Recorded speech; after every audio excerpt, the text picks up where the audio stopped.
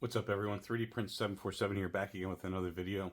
So I've been using this spring steel build plate from Big Tree Tech, BQ, for about a month and a half now. It's the Cryo Grip Pro Glacier, and it's double-sided, same on both sides. And I really like this build plate.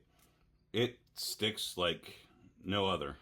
I don't have to put glue on it. I don't have to use any other thing on it except just print on it. I printed a bunch of these cookie cutter designs for my wife's preschool.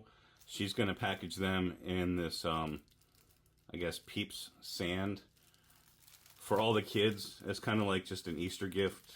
You can see the Easter rabbit fits right perfectly on that top. And she puts a little note in here and puts the child's name, which is a really cool gift for them to get. But yeah, I printed, I think, 12 of these at a time and didn't have an issue with any of them. I mean, they all printed great. I got the STL off of Thingiverse, I believe. I'll put the link in the description if you would want it for some reason.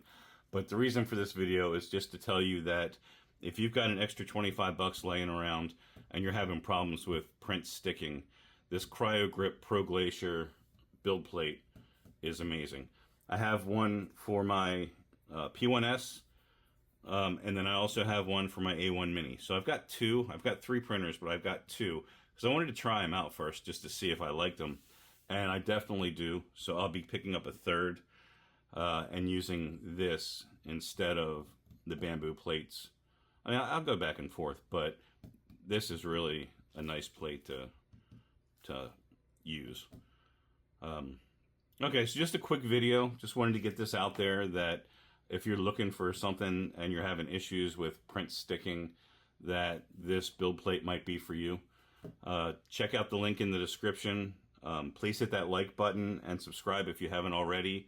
And we will catch you on the next one.